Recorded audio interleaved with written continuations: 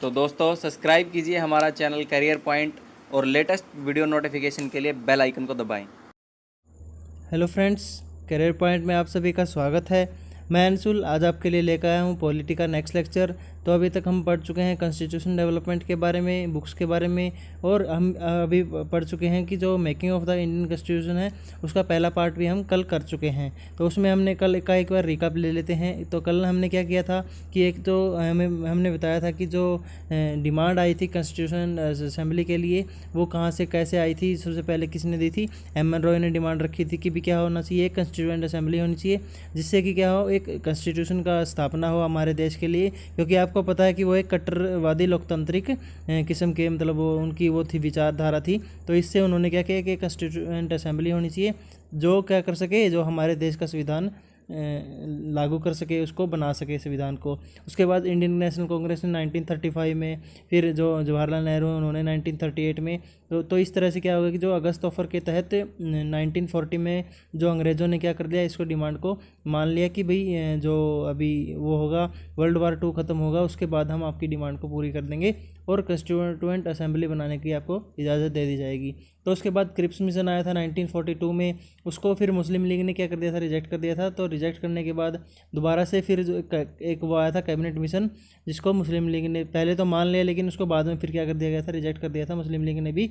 तो उसने, लेकिन इंडिया ने क्या कर दिया था, जो इंडियन नेशनल कांग्रेस थी उसने इसको मान लिया था। और वहाँ से 1946 से फिर क्या हो गया था, जो कॉन्स्टिट्यूशन को बनाने की जो प्रक्रिया है वो स्टार्ट हो गई थी और कॉन्स्टिट्यूएंट असेंबली एक एस्टेब्लिश हो गई थी। तो आज हम पढ़ने वाले हैं कि जो ऑब्जेक्टिव रिजोल्यूशन, जैसे कि सबसे पहले कॉन्स्टिट्यूएंट असेंबली जब वो मिली थी तो उसके बाद उन्होंने क्या कुछ उसके विचारधारा रखी और क्या कुछ फिर उन्होंने ऑब्जेक्टिव यानी उद्देश्य रखे कि भाई हमें अपने संविधान को बनाने में इन उद्देश्यों का पालन करना है। और फिर उसको देखेंगे कि भी जो कॉन्स्टिट्यूएंट असेंबली बनी थी उसमें किसका कितना पार्टिसिपेशन था और कौन सी कमेटी बनाई गई थी, उनके क्या क्या अध्यक्ष थे। तो ये सब आज हम पढ़ने वाले हैं आज के लेक्चर में। तो चलिए आज का लेक्चर शुरू करते हैं। तो सबसे पहले हम देखने वाले हैं कि जो ऑब्जेक्टिव रिजोल्यूशन है उसके बारे में पढ़ने वाले हैं। तो सबसे पहली मीटिंग हुई थी 11 दिसंबर 1946 को, जो इसमें सिर्फ ये फैसला लिया गया था कि भी हम दोबारा 13 दिसंबर को मिलेंगे और ऑब्जेक्टिव रिजोल्यूशन पे बात करेंगे।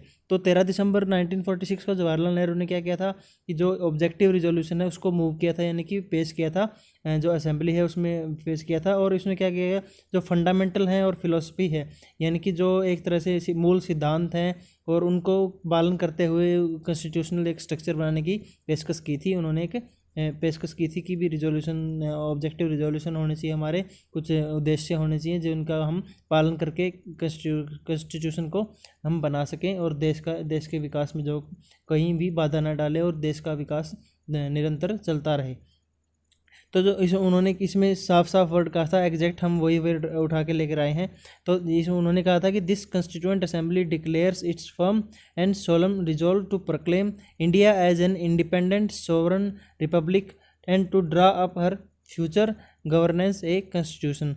यह संविधान सभा भारत को एक स्वतंत्र संप्रभु गणराज्य के रूप में घोषित करने और अपने भविष्य के शासन के लिए एक संविधान बनाने के लिए अपनी दृढ़ और एकमात्र संकल्प की घोषणा करती है। तो इसमें जो स्वतंत्र संप्रभु और गणराज्य लिखे गए हैं इनका मीनिंग हम ध्यान लेते हैं। तो स्वतंत्र होता है जिसके ऊपर किसी और का राज ना हो। जैसे कि आपको पता है कि जो 1947 है उससे पहले अंग्रेज़ों का राज था, उससे पहले कंपनी का राज था।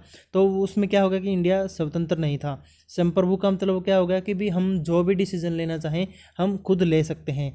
जैसे कि 1947 में आज़ाद हो गया था भारत, लेकिन कुछ टाइम तक, जब तक हमारा संविधान नहीं लागू हुआ, जो कुछ फैसले हैं या कुछ मतलब एक तरह से जो हमारा, जब तक राष्ट्रपति जैसे कि हेड होता है तो तब तक जो वाइसरॉय था उसको चेंज करके क्या कर दिया था, गवर्नर जनरल कर दिया गया था। लॉर्ड माउंटबेटन वहाँ के गवर्नर जनरल थे। तो तब तक जो मेन हेड होता है, मतलब जो जैसे कि इंग्लैंड में राजा होता है उसी तरह मेन हेड वहाँ पे गवर्नर जनरल ऑफ इंडिया यानी कि लॉर्ड माउंटबेटन थे। तो जब संविधान लागू हो गया तो अपना देश संप्रभु हो गया, मतलब कि कोई भी बाहर का देश हमारे देश में कोई भी इंटरवेंशन नहीं कर सकता। हमें अपने देश से जुड़ी हुई इंटरनल एक्सटर्नल सिक्योरिटी के बारे में जो भी हमें फैसला लेना होगा हम खुद लेंगे। बाहर का कोई भी कंट्री हम पर ये कोई दबाव या फिर कोई अपनी तरफ से कि उसके ऊपर कोई फैसला नहीं ले सकता। और जो रिपब्लिक है उसका तो आप मतलब जानते ही हो कि गणतंत्र की भी हमारा खुद का संविधान है और हम एक लोकतांत्रिक राज्य हैं। और गणतंत्र का मतलब हो गया सीधा सीधा कि भी हमारा खुद का संविधान है। अभी नेक्स्ट पॉइंट क्या है कि जो where in the territories that now comprise British India.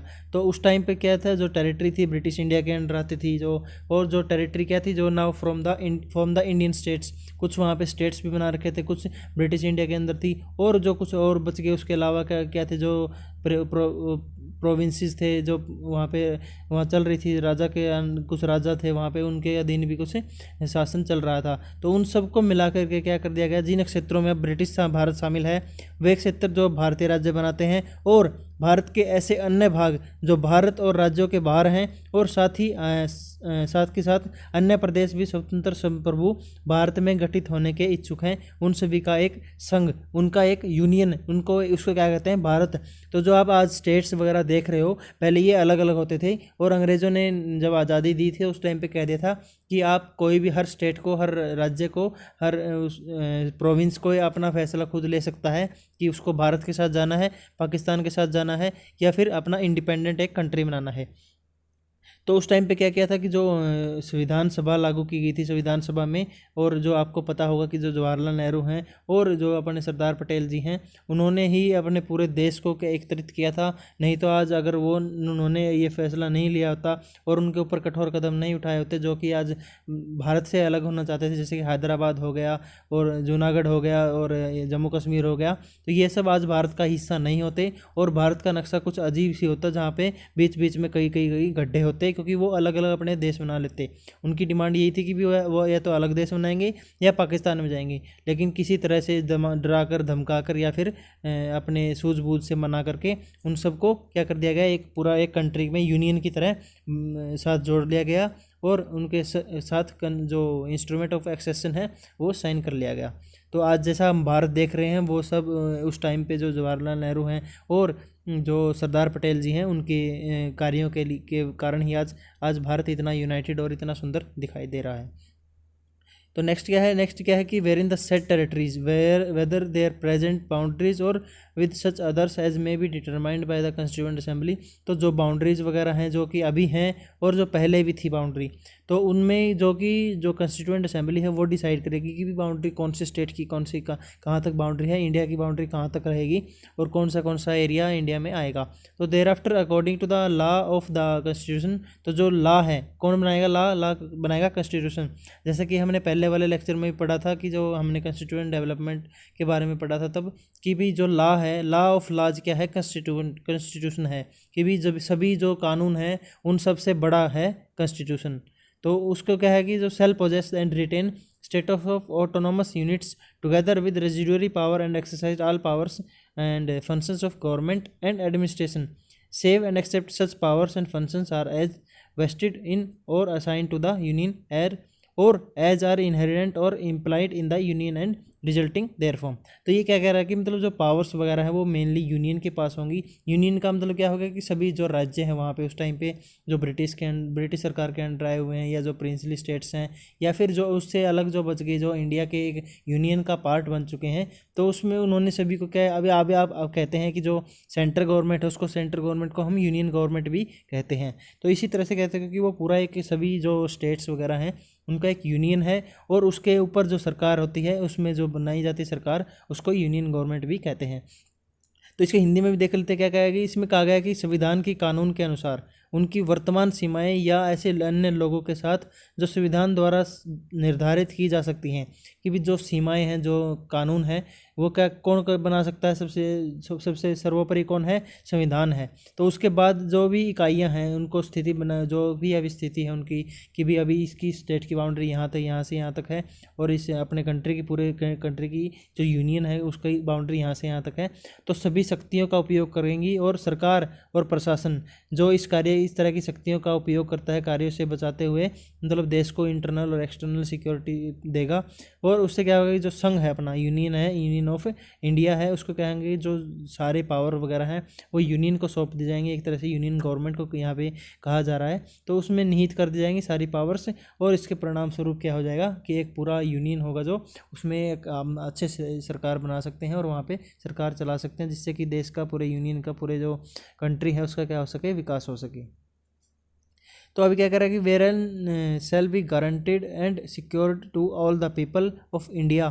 तो इसमें जो ऑब्जेक्टिव ऑफ रिजोल्यूशन था उसमें एक और चीज़ कहा गई थी कि जो हम गारंटी देंगे और सिक्योरिटी देंगे किसको, सभी लोगों को। किस चीज़ की सिक्योरिटी और गारंटी देंगे कि justice, social, economic and political equality के लिए। जो भी इक्वालिटी कौन सी होगी, जस्टिस इक्वालिटी, कि भी उसको समान न्याय मिलेगा, सब हर कोर्ट में उसको समान न्याय मिलेगा, उसके साथ कोई भेदभाव नहीं किया जाएगा। सोशल सिक्योरिटी, सोशल इक्वालिटी की मतलब भी समाज में कोई ऊंचा नीचा नहीं होगा। इकोनॉमिक सिक्योरिटी भी, कोई अमीर गरीब है, अगर गरीब है तो उसको मतलब सरकार सहायता करेगी ताकि वो भी अपना मतलब विकास हो सके उसका भी, वो भी ज़्यादा पैसे कमा सके, ज़्यादा अच्छे से जीवन यापन कर सके।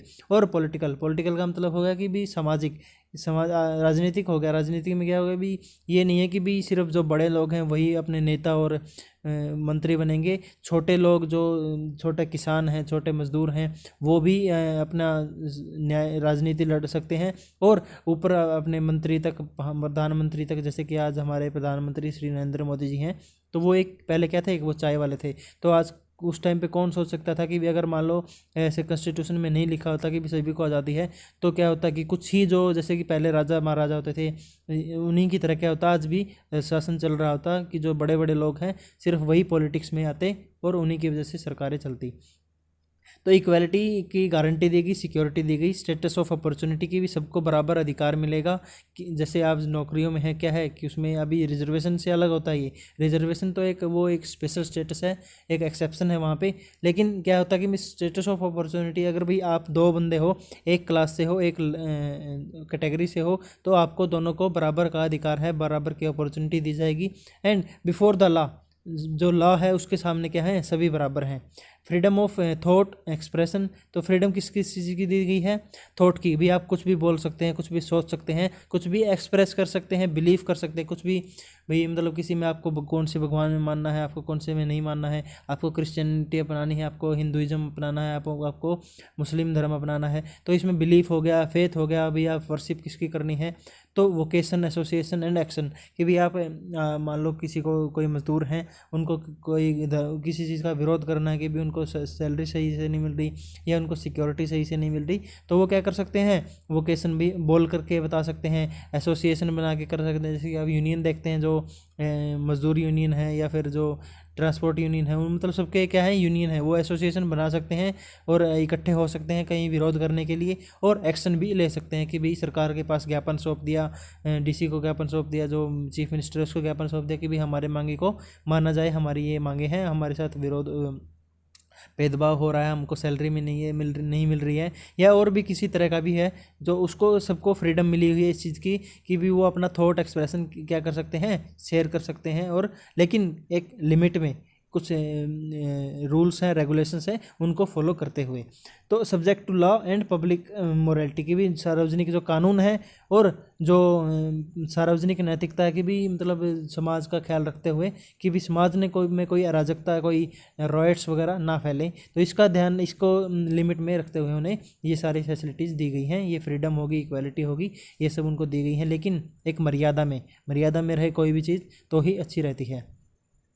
नेक्स्ट उन्होंने क्या कहा कि नेक्स्ट जो रिजोल्यूशन है उसमें क्या कहा थी, जो all the powers and authority of sovereign independent India, यानी कि स्वतंत्र संप्रभु जो हमारा इंडिया है, उसकी जो सभी पावर हैं और इसकी कंस्टिट्यूएंट यानी उसकी जो घटक हो गए वो किस में हैं, और ऑर्गन हो गए, भाग हो गए, अंग हो गए, वो सभी किससे ड्राइव किए गए हैं, लोगों से। मतलब कि कहना ये चाह रहे हैं कि जो सरकार होगी वो लोगों द्वारा होगी, लोगों की होगी और लोगों के लिए ही होगी, इसमें कोई बाहर का नहीं आ सकता। अगर लोग नहीं चाहते कि इनकी सरकार बने तो सरकार नहीं बनेगी। लोगों को अगर बहुमत नहीं है किसी के पास तो वो ऐसे ही नहीं सरकार बना सकते कि भी उसके पास पावर है वो सरकार बना लेगा। उसके पास बहुमत होना चाहिए, चाहे वो कितना ही स्ट्रांग हो, कितना ही ताकतवर हो, कितना ही पावरफुल हो। अगर उसके पास लोगों का बहुमत नहीं है तो वो सरकार नहीं बना सकता। तो सारी पावर किसके पास है, कॉन्स्टिट्यूशन ने किसको दी सारी पावर, जो आम लोग हैं, जो जनता है उसको सारी पावर दी गई हैं।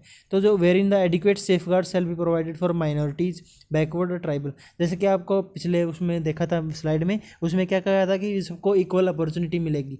तो इक्वल अपॉर्चुनिटी मिलेगी, लेकिन जो कुछ माइनॉरिटी हैं, जैसे कि आपको पता है कि जो हिंदू धर्म है वो लगभग मेजोरिटी में हिंदू धर्म है पूरे इंडिया में, तो जो मुस्लिम है, सिख हैं, ईसाई हैं, वो क्या है माइनॉरिटी में है। तो उनको उनका जो सेफ गार्ड है, उनकी सिक्योरिटी का कौन जिम्मा लेता है? सरकार लेती है। उसका कॉन्स्टिट्यूशन ने उसका जिम्मा लिया है कि जो माइनॉरिटी हैं, बैकवर्ड हैं, पिछड़े लोग हैं, ट्राइबल एरियाज़ हैं, यानी कि जो आदिवासी इलाके हैं, और जो डिप्रेस्ड हैं, जो दबाए गए हैं, कुचले गए हैं, पीछे शुरू से बैकवर्ड क्लासेस हैं, जैसे कि जो आपको पता होगा जो वैदिक एज वगैरह में क्या ये परंपरा चल गई थी कि जो शूद्र हैं उनको क्या मिलेगा, उनको कुछ ना तो फैसिलिटी मिलेगी, और उनको अगर कोई, पहले तो ये था कि भी कोई देख भी लेता है तो वो सोचता था कि मेरा तो आज सारा दिन खराब हो गया। तो इस तरह से जो मतलब लोगों के साथ भेदभाव किया जाता था कास्ट के तौर पर, या फिर किसी बैकवर्ड हैं वो ट्राइबल एरिया से हैं, तो उन सबको क्या मिलेगी? एक सेफ्टी मिलेगी, एक सिक्योरिटी मिलेगी। तो सेफ गार्ड एक क्या कर दिया जाएगा? प्रदान कर दी जाएगी उनको। ये सब क्या क्या किसमें कहा गया है? कॉन्स्टिट्यूशन में।